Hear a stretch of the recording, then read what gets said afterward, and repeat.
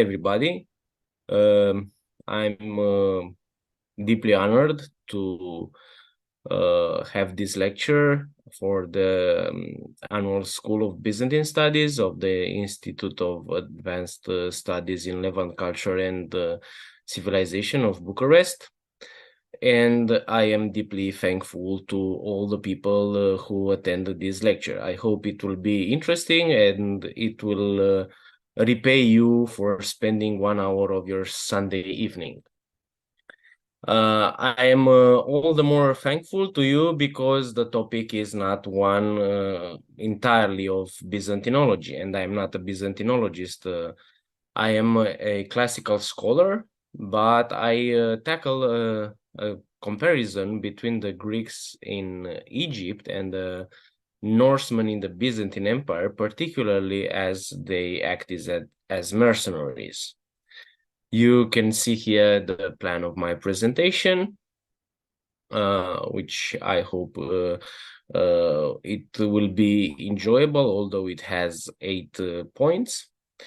And the fact is that I started this research a few years ago as I was doing my PhD thesis on archaic Greek mercenaries, when I observed very interesting similarities between some graffiti, part of them in Egypt at the temple of Abu Simbel on the legs of the Colossi that you see in the picture, the other ones in the Hagia Sophia Cathedral of Constantinople.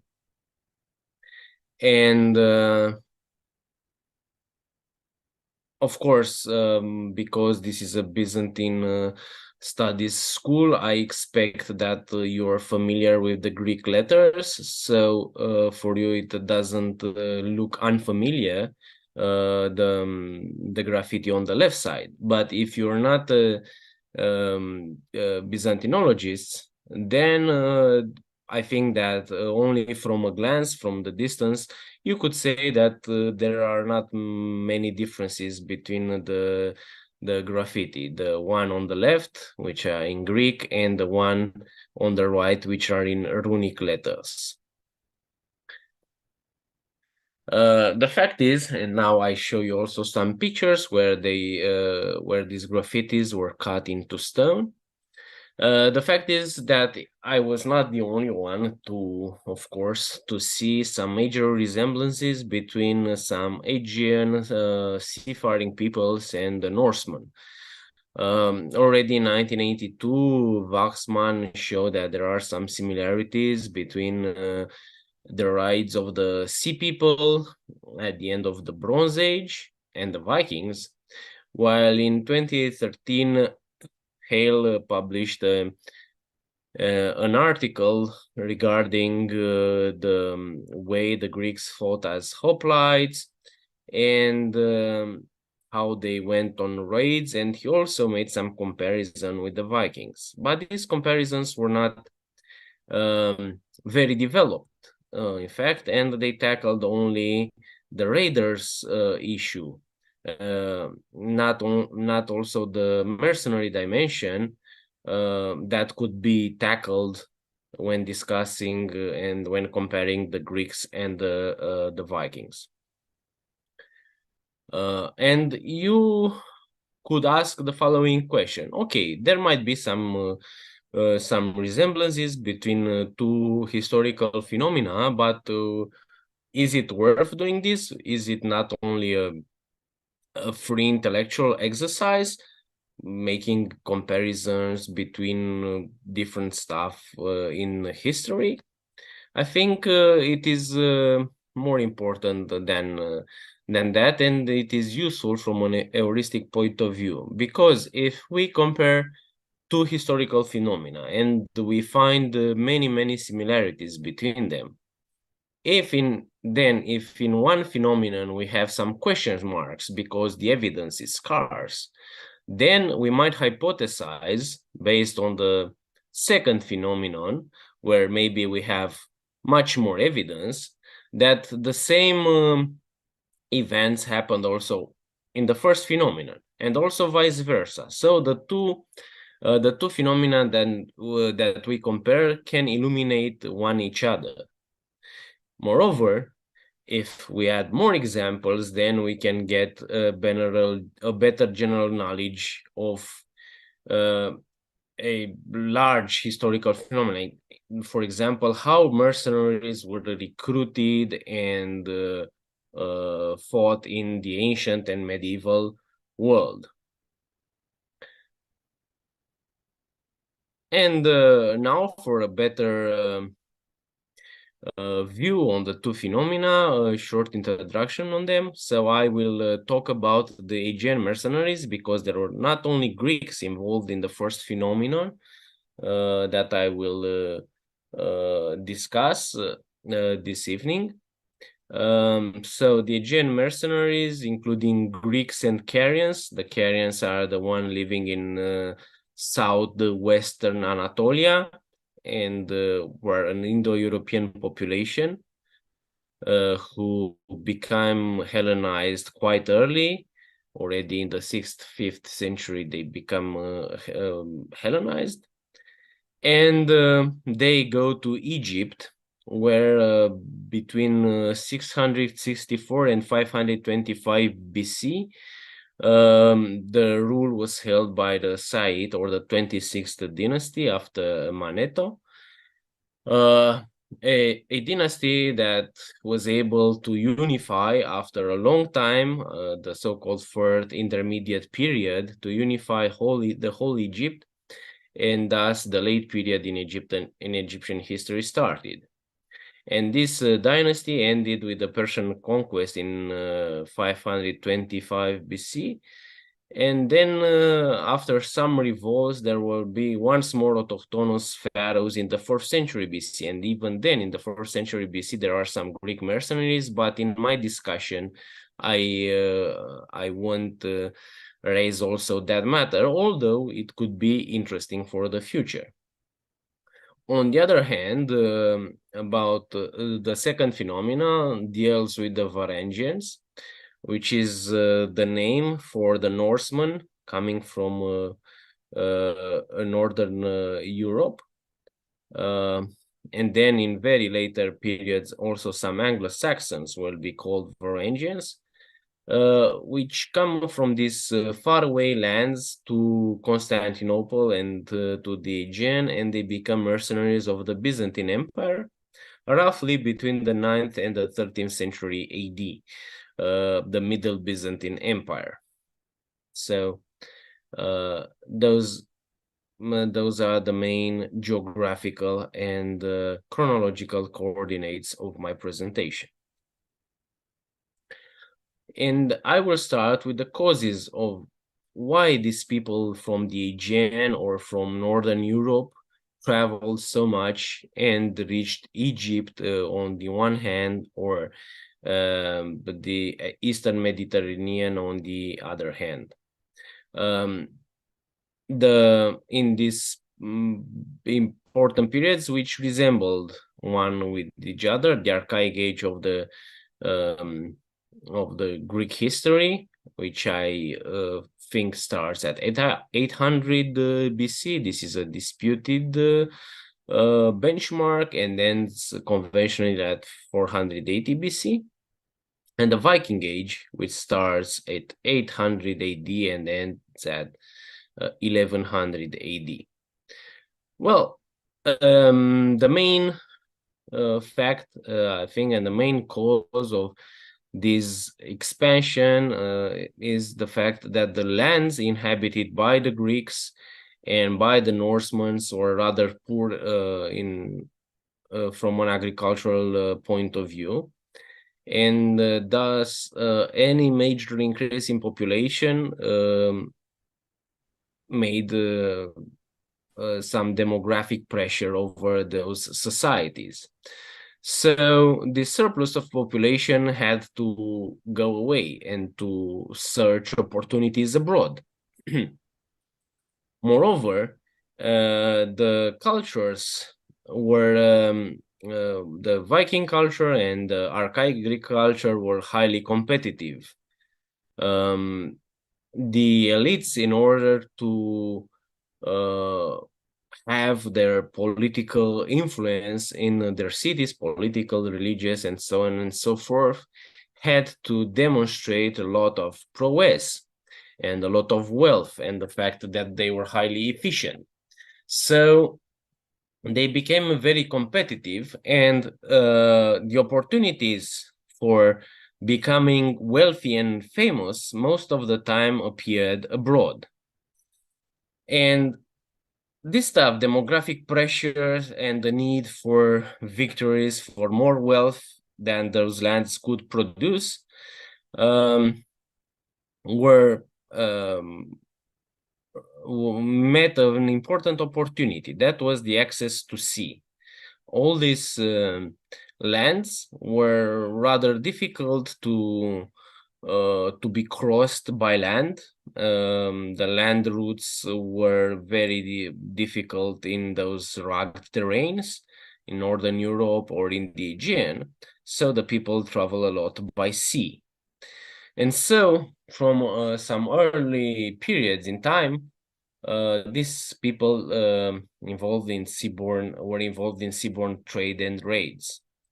And they also had in these particular periods of time a very good international context when the seas were not controlled by certain empires or by some very powerful maritime polities. So therefore there are small expeditions of the groups led by aristocrats could be very successful abroad.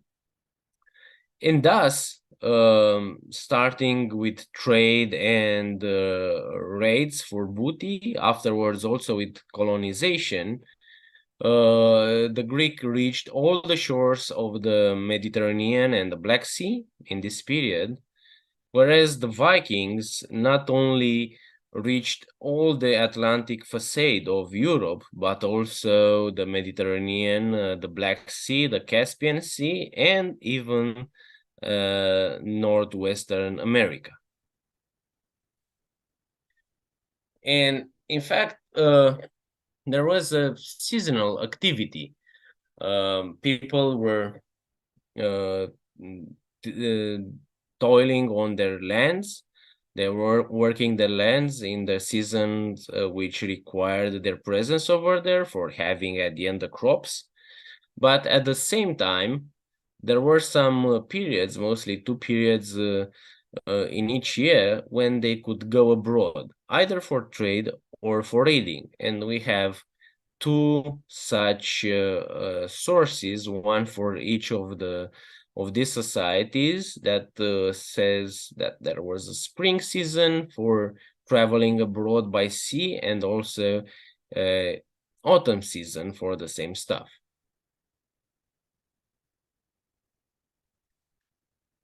Moreover, these enterprises, these overseas enterprises, were not so clearly differentiated as we used to differentiate today in the modern times.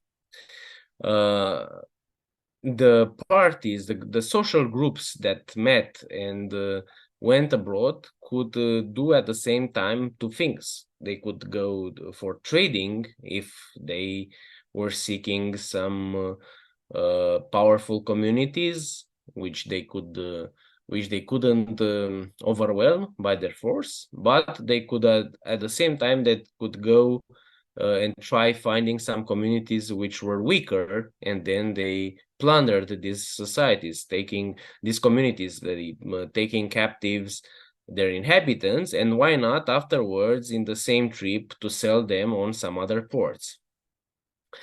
And this was not something which was regarded as we would regard now nowadays, like something bad in moral sense. In fact, I like to introduce here the concept of ennui, of predatory warfare, which is private, unprovoked raiding abroad for the sake of plunder. which shows that many of the military actions in pre-modern societies were in fact considered common and legitimate activities. And they are opposed to the hegemonic warfare of today or of the Greek classical, of the classical Greece, 5th, 4th centuries BC, or the status warfare between communities. The aim was not at that time to control a province or some strategic points, nor to become recognized as the hegemon of the international system. The main goal of these activities was that of taking plunder, becoming wealthy, going home and displaying this wealth, and at the same time to boast with the military feats done abroad, and so to become wealthy and glorious and to have a better place in your own society. And this is shown also the fact that this activity was very common and it was at the same time legitimate and even praiseworthy. This is shown also on some Greek ancient sources, literary sources, for example, in the Odyssey, and it is explained in Thucydides, as I show you on this slide. So that some people started becoming professional in these activities of raiding. And at the same time, in Odyssey, there is a passage on where Odysseus says that goes home in Ithaca and meets Eumaeus, the swineherd, and he doesn't want to be recognized as his master for that moment, so he pretends that he is a Cretan prince. And in this identity, which he assumes, he says that while he was young, he didn't like the first part of that seasonal activities, the labor in the field, and to care about the household. But what he was interested in and what was he fond of was the raids abroad. And he led 9 times warriors on swift-faring ships against foreign folk, and great spoil had ever fallen to my hands. So he made a profession of the raiding, and he extracted a lot of dividends from his choice, because his house straight away grew rich, and he became very feared and honored among the Cretans. So, but there were not only these people who made of raiding a profession that went abroad and raided. There were also some other people who in this elite competition lost. They were not as successful as other ones, and in the civil strife in their own communities were beaten. So they had to leave, and they had to live from something. So they started raiding as well, or trying to colonize other region, and this and allows us to make more comparisons. For example, Alcaios, the famous poet who is coupled in the literary tradition with Sappho, because they both lived in Lesbos in Mytilene, together with his brother Antimenidas, went abroad and went raiding and became mercenary, at least of the Lydian kings, possibly also of the Egyptians or the Babylonians. And they got money and they got helpers in order to get back and to fight back against their enemies. The same case for Pisistratos of Athens. The same happened also and with many Norse leaders, and the most famous of them is Harald Sigurdarson Hardrada, or Hard Ruler, as it could be translated, who had his brother, king of Norway, killed at a very young age, and he left. He went first to Kievan Rus, where he acted as a helper, as a mercenary of Yaroslav the Wise, and then he went to Byzantium. He became there a mercenary, and after all this raiding and mercenary activity abroad, he was able to get home and to become king of Norway. And in 1066, he attempted to become king of Britain, but he was defeated by the Anglo-Saxons. However, the Anglo-Saxons were then defeated by William the Conqueror. So in both societies, we have mostly the same causes for many people going abroad in order to trade or raid. And we also have some illustrative figures for this phenomenon.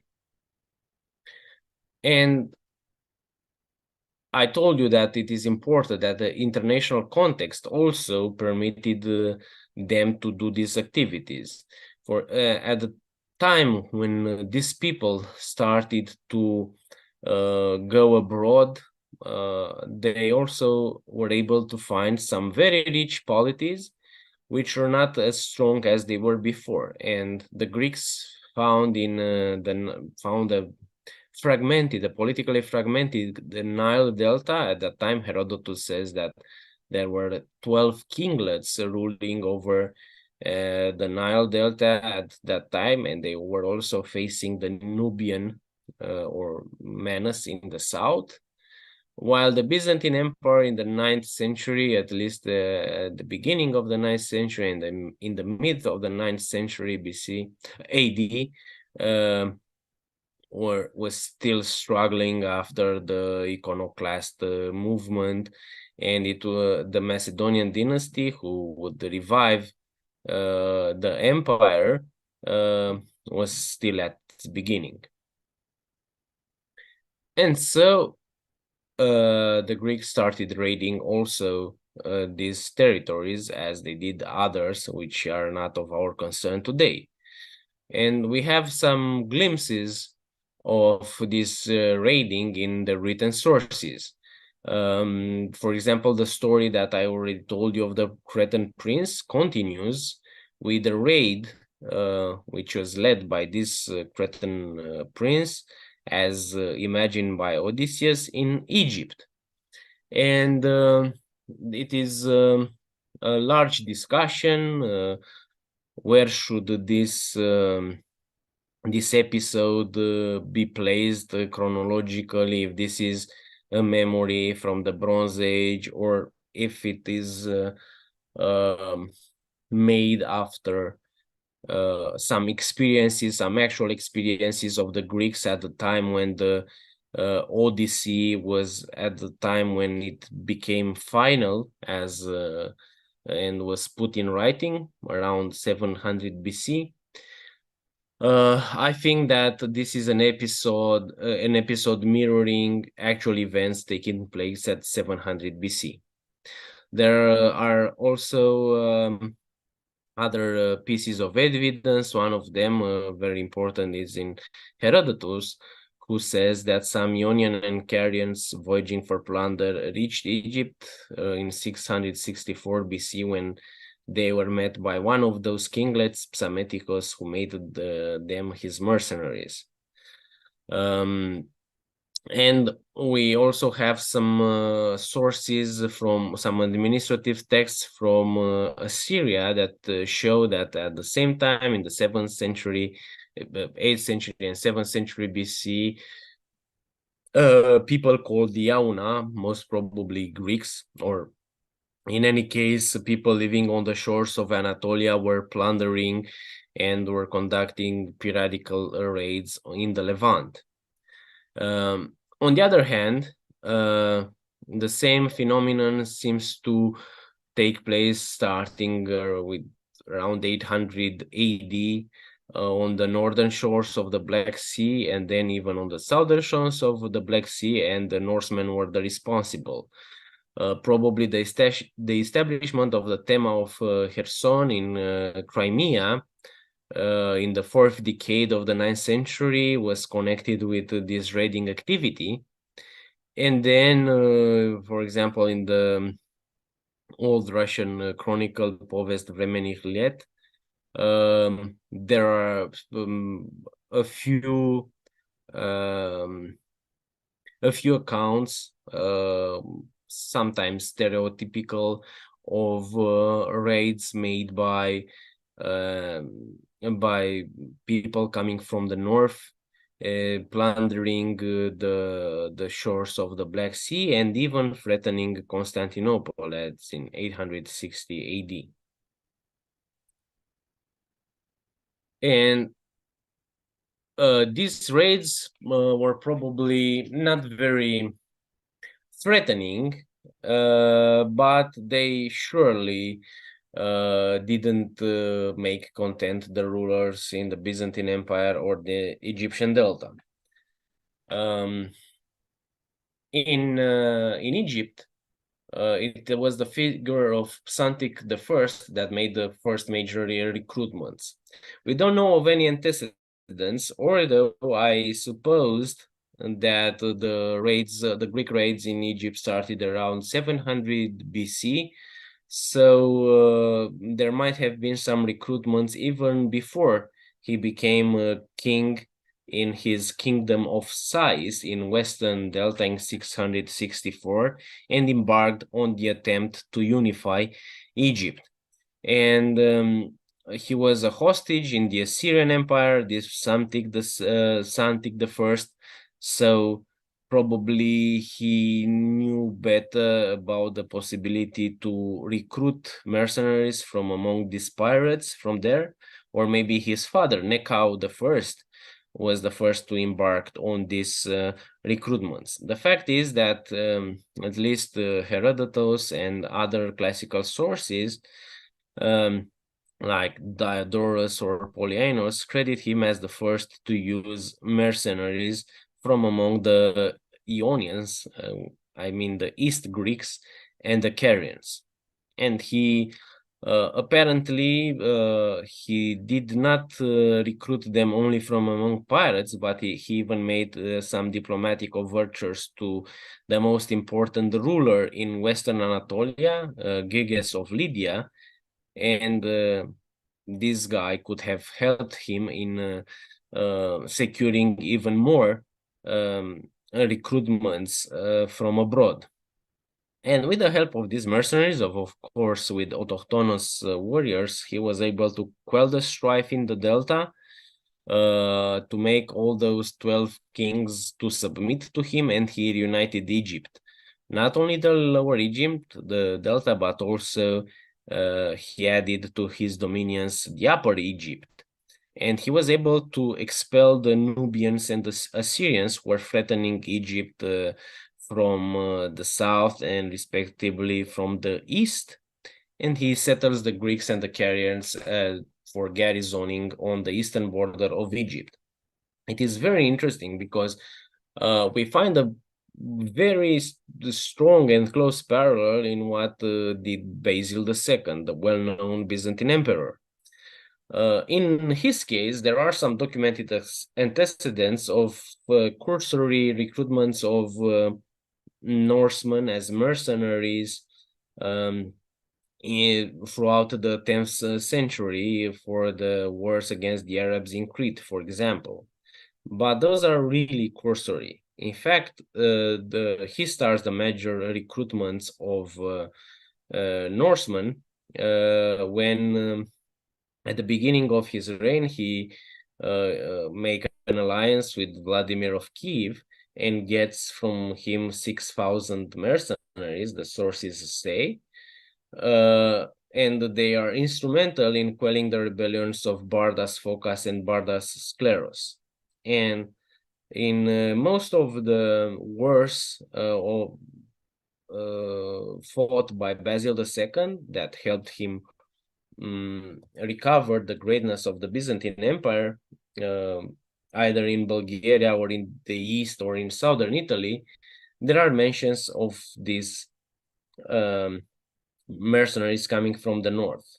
And he's credited, although this is more like hypothetical, that he is the one who establishes the first permanent Varangian units, the Varangians of the city, as we will see a little bit later. And in these times of expansion, as you can see, both the Saite Kingdom and the Byzantine Empire become stronger, and they recover, they reach the former glory that they knew in some periods before these times. Of course, I don't state here that this was connected directly and it was caused by the recruitment of the mercenaries, but however, it is another parallel show, an interesting historical coincidence. Now I will pass to the military roles that these warriors from abroad played in the two imperial armies, because the Egyptian kingdom was at the same time an empire, in fact. The main hypothesis, the communist opinion to the moment, is that they were they were fighting as heavy infantry, and they were superior to any other kind of contemporary infantry. However, a closer look at the sources show that both in the ancient Near East and in Byzantium, there were societies that were able to raise heavy infantry as good as the Greeks or the Varangians. So I don't think that they were recruited particularly because they were heavy infantry. Of course, this was very important, but I think that the most important reasons were the fact that they could act with huge versatility from a tactical point of view, and because they come from far, far abroad, and their fortune was connected, intimately connected with the kings, the Egyptian kings or the Byzantine emperors. They didn't have any other chance than to be loyal to the monarchs, which is a different situation than the one if you recruit mercenaries from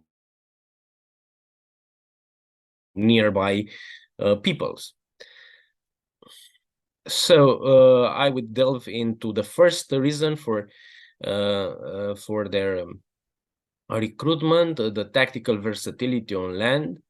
The Greeks, this is not a very clear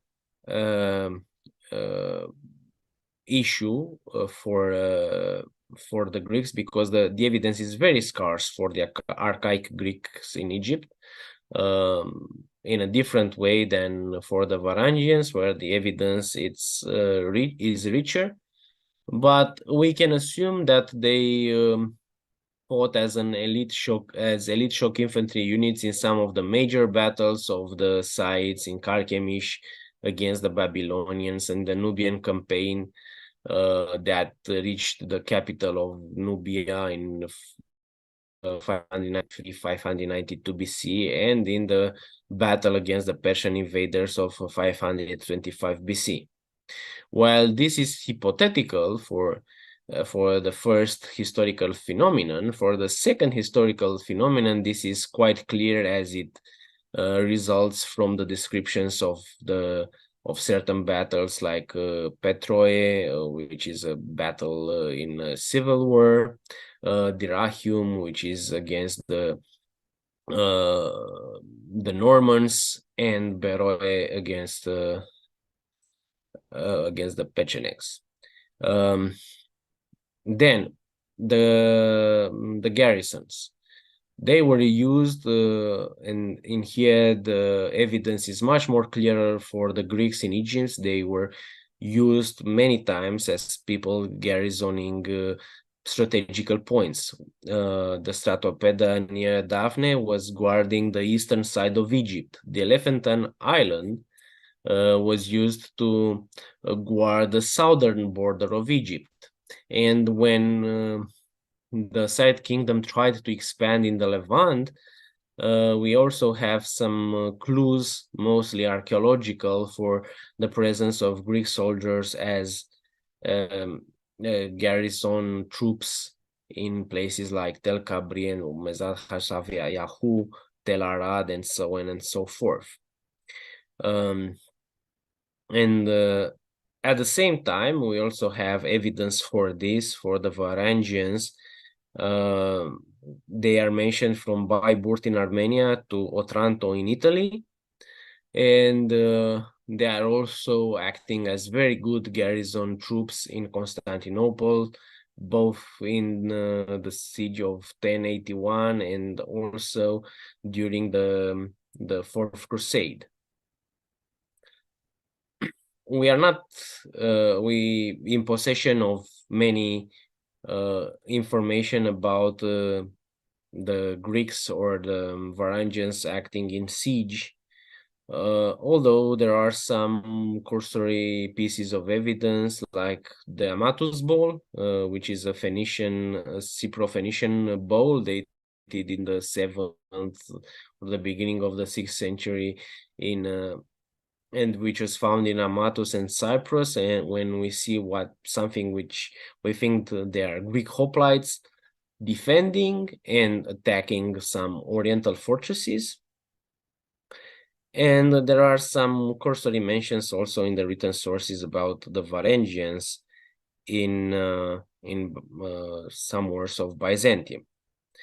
However, we have much more sources about the use of these mercenaries as imperial guards, particularly for the Varangians, where the duties included protection of the emperor and other people of the emperor family, participation in some ceremonies, escorting missions, and a very important mission, that of police. They intervened many times against riots, and they used to torture and to punish rebels, traitors, whoever was menacing the emperor and his family. Such a function is attested cursorily also for the Greeks in Egypt, but not as it is not as underscored in the sources like in Byzantium. But we still have proof starting from archaeology, going to literary sources, that they used to protect the dynasty, the Saite king. There are even some glimpses for the Varangians, only for them, that they acted also from time to time as light infantry, but we don't have anything like this for the Greeks in Egypt. So this is not very important, but it is interesting to see that in times of need they could even embrace this profession. A very important quality of them is that they could have been employed not only on land but also on sea, and not especially as sailors. They are not as particularly as naval officers or naval personnel, but more like Marines, because they were very proficient in amphibious attacks and on the onboard hand-to-hand fighting. And this can be proven quite well in the both cases, with some campaigns also in Byzantium, but at the same time in the site Egypt. And the importance of the naval matters for the mercenaries is shown also in the archaeological record by the fact that they used to make graffiti of their ships. Herodotus says that even the 200 years after they came to Egypt and they settled in Stratopeda, the places where they had their ships could be seen, and so on and so forth. The second criterion that made the Varangian very important in the military of the Saite kings and of the Byzantine emperors was their loyalty. And there is a very pointed, a very clear instance mention made by Anna Comnena that showed that loyalty to the emperors was a very important value cherished by the Varangians of Byzantium.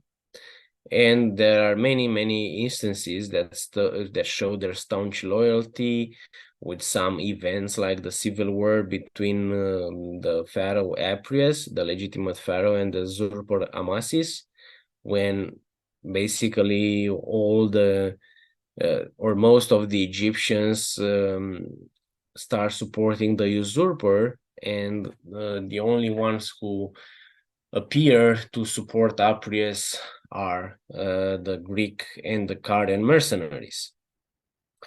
A very similar situation, or where their loyalty is proven, that the loyalty of mercenaries, the siege of Constantinople in the Fourth Crusade, when they are one of the staunchest, if not the most staunch defenders of Constantinople, and they cannot be convinced to betray the city.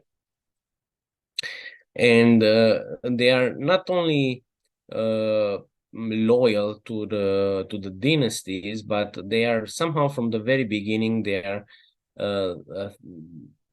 imagined, and they find a place as a counterweight to the local military, as this is noted also in the written sources. It is very interesting that Amasis, the usurper that held the throne through the support of Egypt, is credited afterwards as taking the mercenaries from Stratopeda and moving them to Memphis, to the most important city of Egypt at that time, and to make them his guards against the Egyptians. And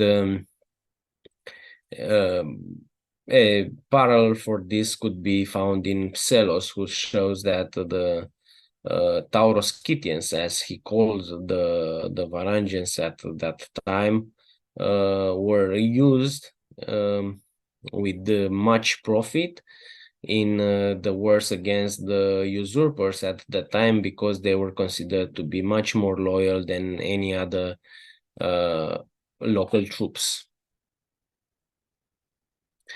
Another feature for this comparison is the organization.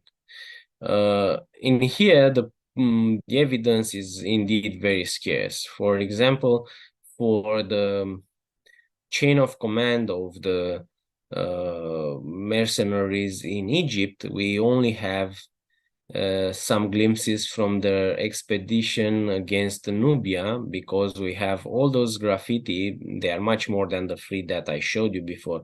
There are around 8 Greek graffiti and some Carian graffiti as well, and a few Phoenician ones in Abu Simbel and on the route of the mercenaries. And based on this graffiti, and also on some dedications of the Egyptian commanders in Egyptian temples, we are able to reconstitute, hypothetically, of course, the organization of the army at that time. And it shows that the foreigners were grouped in a foreign legion called alloglossoi, even by the mercenaries at that time, and also Herodotus names them alloglossoi, those of the other tongue. And in this foreign legion, they were grouped based on their ethnicity.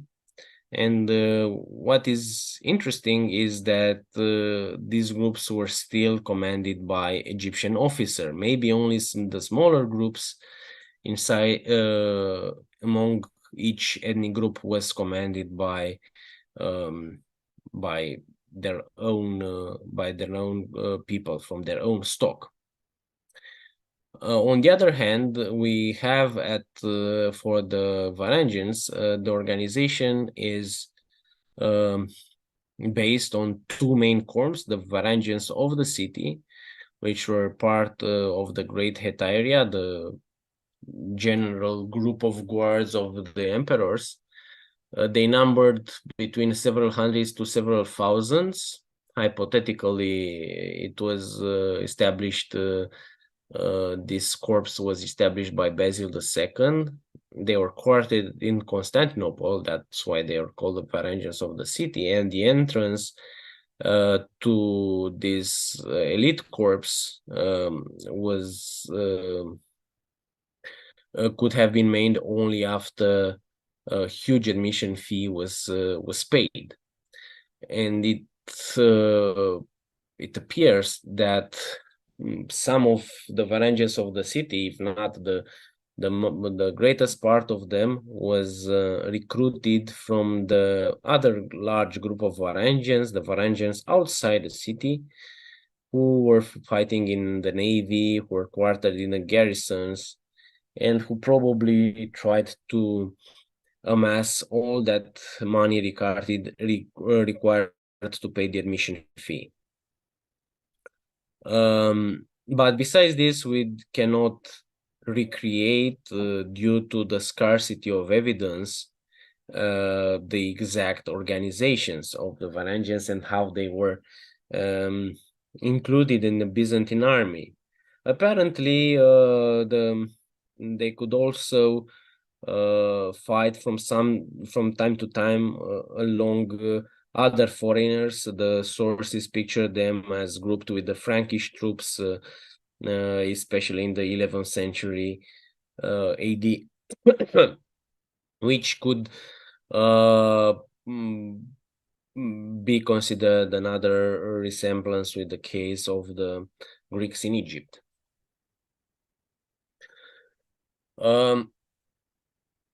And as we already had a glimpse of this situation, we can conclude at the same time that the groups of foreign fighters were not allowed to have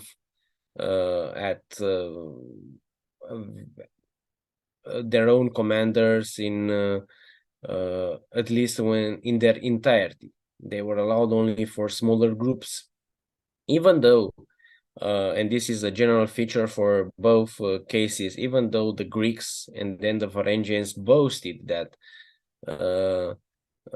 they were highly praised by the kings that enlisted them. And you can see two cases, one of Phanes of Halicarnassus and the other one of Pedon, son of Amphineus, for the Greeks, or the case of Harald Sigurdarson, already mentioned in the Heimskringla, where he is almost the equal of his commander Georgios Maniakes, called Girgir in Heimskringla in this saga.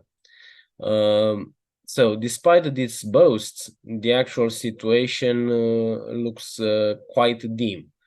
Apparently, they were not allowed to pass a certain level. Even Harald Sigurdarson, the most known, the most cherished of all Varangians, didn't have more important dignities than those of Manglavites or Spataro Candidatos. And at the same time, a much more important faction, that of Acolutos, who was the commander of the guards, was most of the time in the hands of loyal Greeks, or Greeks of high loyalty. There is only one such person, one such individual, who has a name with some Germanic sounding, Nabites, during the time of Alexios Komnenos. In Egypt, we don't have too much information on this issue, but there might be the same situation based on the case of Wahib Mahet, for example, a Greek bearing an Egyptian name, which you know, however, that he was a Greek because on his sarcophagus, the names written in hieroglyphic had no sense in the Egyptian language, and were reconstructed in fact as Alexicles and Zenodoti, and had also a low-level dignity at that time, the seal bearer of the king of Lower Egypt. Although it seems for us now that the seal bearer is something important, this was only a honorary title, and it was not that important at that time, and it was given to many people at the same time. So it's not something very important. We can also see, and I try to synthesize the information on this slide, the ways of recruitments, the different mechanisms used in the history of these two phenomena for the recruitment. We already discussed the initial encounters when some annoying pirates are turned into mercenaries, both for quelling, for stopping those raids, and at the same time to have good warriors and possibly surprising warriors for the enemies, and to be used in the attempts to defeat your own enemies. There are also some cases when this recruitment started on the initiative of the recruited people. And it is the case of a certain guy, Chrysoheir, with his 800 men that wanted to be, came to Basil II and said that he wanted to be recruited, but he was not, because he was at odds with the rulers in the Kievan Rus, and then he started plundering in Propontis. Even Harald Hardada, when he left Yaroslav the Wise and went to Constantinople, he was the one who came there to propose himself as a mercenary. He was not summoned by the Byzantines. Unfortunately, we don't have such evidence for the Greeks in Egypt, although there might be some hypothetical situation, like the case of Alcaios or his brother Antimenidas, but this is very, very hypothetical. On the other hand, the recruitment starts to be more systematic and starts to be made on a clear intention from the employers, who start creating networks to the recruiting grounds so that they could have a steady supply of soldiers. And this is based on those networks are of different kinds. You could get a positive attitude from the people on the recruiting grounds by closing some private and public alliances. For example, Psametihos is credited to had a ritualized friendship tie with Pigres, a certain Carian. Amasis, another important pharaoh of the Saite dynasty, had a xenia with the tyrant of Samos, Polycrates. At the same time, Amasis married with Ladike of Cyrene, an important polis in Africa that engendered good relations with other poleis in Greece. Formal treaties stipulating the recruitment, the possibility of recruitment in the lands of certain Greek city-states are not attested at this moment. They appear only later in the Hellenistic period, or at the earliest in the 4th century BC. However, there are attested mainly dedications of very exquisite artifacts of the Egyptian pharaohs in the temples of archaic Greece, in Didyma, at Miletus, in Ialissos, in Rhodes, in Samos, and at Kyrene. And thus the pharaoh advertised himself in these communities. On the other hand, in the relationship between the Varangians and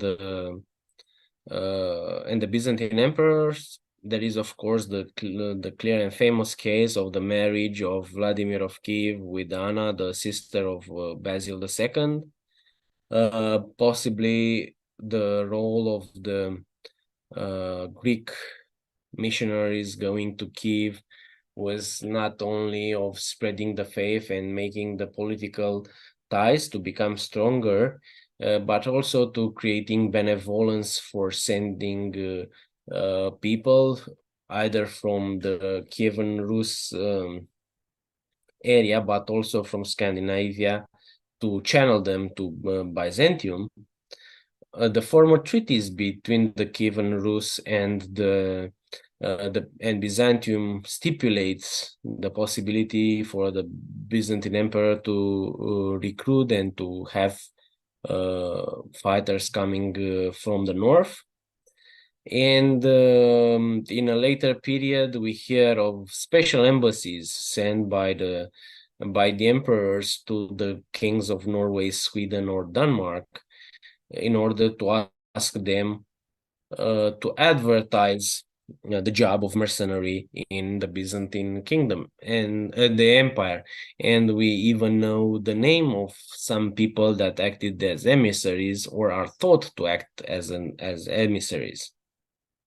These specialized individuals are attested only for the case of the Varangians and Byzantium. For the case of the archaic Greeks and Egypt, we don't have such an individual, but contemporary there is the case of Eurybates of Ephesus, who acted like this between Lydia and the Greek cities of Peloponnesus. So why not? I think that there could be such specialized emissaries also in the relationship between Egypt and the Aegean. Besides the recruiting crowds from abroad, the recruiting entities, the Byzantines and the Saite pharaohs, could have based from time to time on the people they settled from among these populations on their own territories. Because as we already discussed, there were Greeks settled on Stratopeda, in the garrisons on the eastern side of Egypt, and in Memphis. And we know that in the 5th century, so long after the demise of the Saite dynasty, there are cases of mercenaries who make other graffiti in other places in Egypt, and they say that they come from Daphne, which was the major center near Stratopeda, or from Memphis. And at the same time, in Byzantium, we could recall the same quote from abroad that showed that the loyalty was an ancestral tradition, and this was handed down from father to son in the Varangian Guard. And the same way, in the late Byzantium period, there are 26 onomastic instances that show in Byzantium some people of Varangian descent, or at least with some Varangian connection. Part of them might have been sons of mercenaries and themselves at some time being mercenaries. Another and the last point of my presentation in this comparison that I would like to make is the reciprocal perception between the two elements in the mercenary recruiters and the recruited people, both in the first case and the second case. And we can see that most of the time the local population create negative stereotypes of these barbarians. as they perceived them.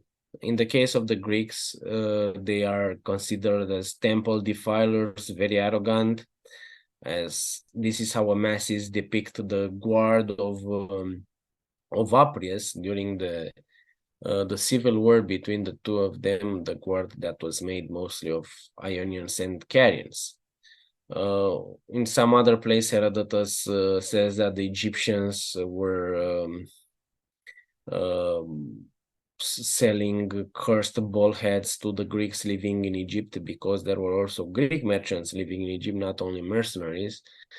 So it shows that this negative attitude was something general towards the Greeks, not only to the mercenaries.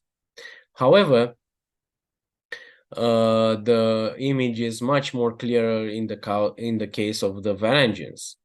They are renowned as drunkards and gamblers, and even in the Icelandic sagas, in the Heimskringla, there are echoes of this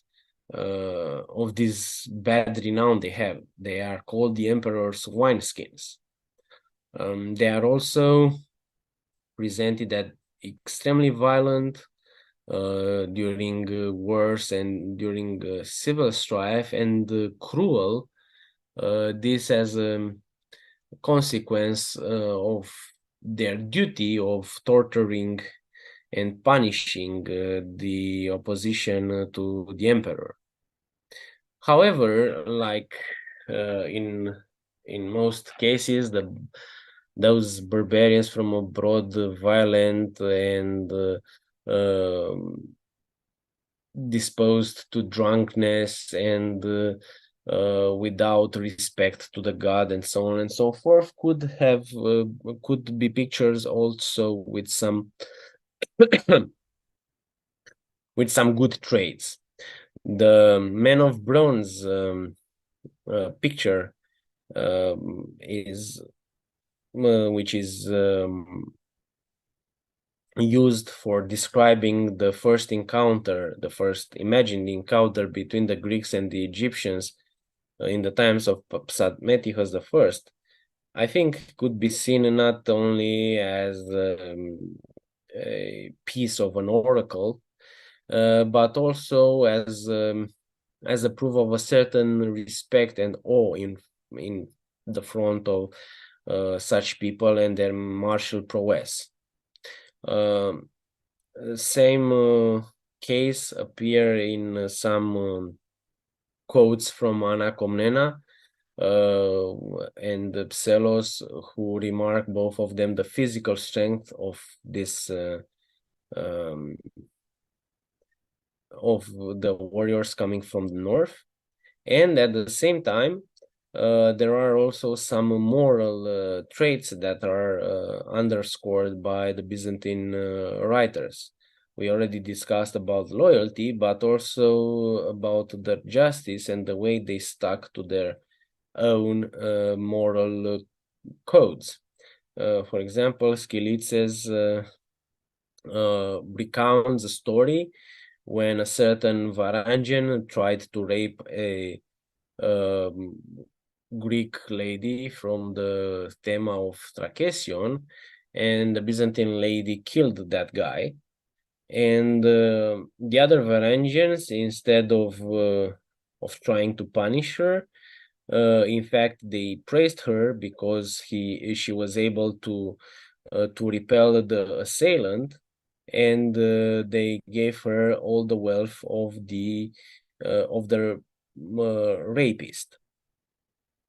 So they could have been pictured also in a better way, but this evidence is much more scarce than the negative stereotypes that we find throughout the sources.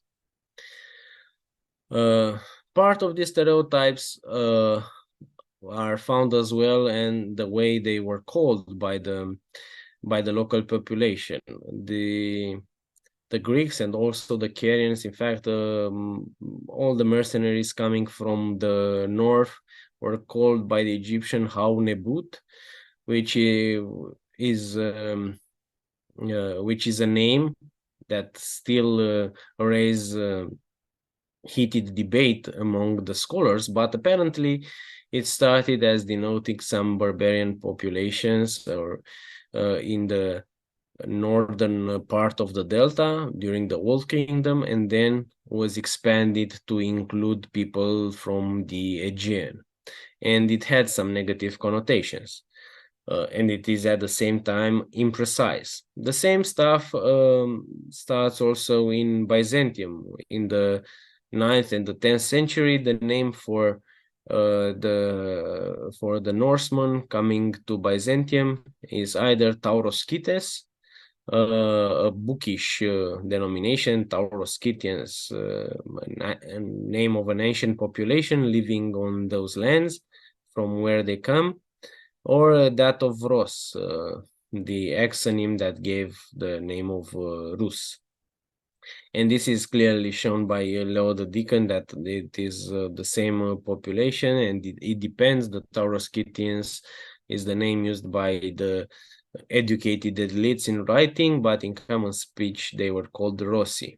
However, in the 11th century, from the 11th century, in fact, Scilice is the first one to use this term. They are called varangoi after a word used by the mercenaries themselves to designate themselves. Veringi, those who took pledges one to each other.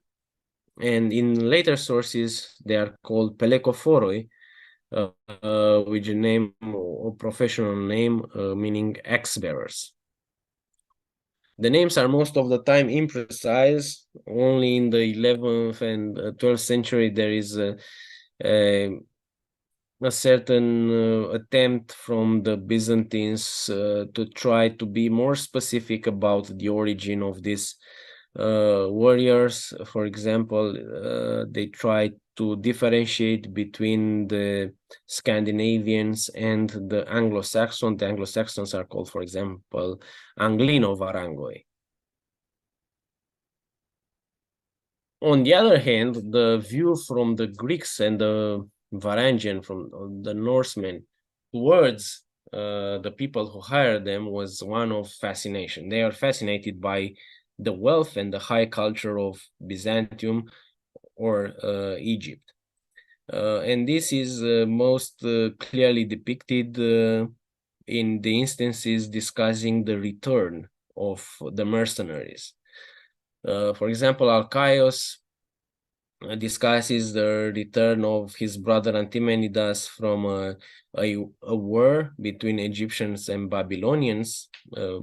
For a long time, it was thought that Antimenidas was fighting for the Babylonians. Now there is a new hypothesis that he was fighting for the Egyptians. This doesn't matter. In fact, it is the fascination of this guy coming after performing a very courageous feat in this war and coming back from the ends of the earth with the hilt of your sword, ivory bound with gold. Similarly, there is an Egyptian cube statuette, fragmentarily preserved, found somewhere in eastern Greece near Priene.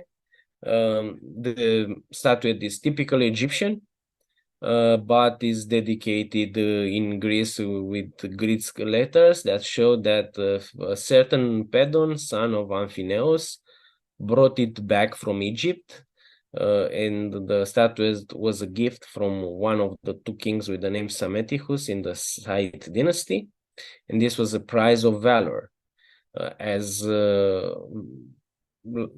similar to a golden bracelet that he also received, and even a city, because he was so virtuous and for his military service. So these people tried to boast at home about what they did abroad, and tried to get a more important position in their own society, using as a criterion for their election their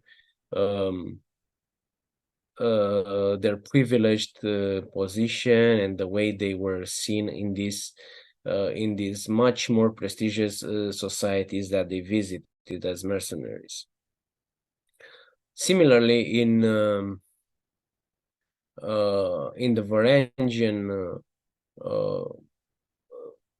communities, in the Norseman communities, we see, for example, the memories of these very important returns. Eyvind Bjarnason and Thorkel Tostarsson are greatly honored by the king of the Greeks. In Heimskringla, when Harald returns from Byzantium and claims the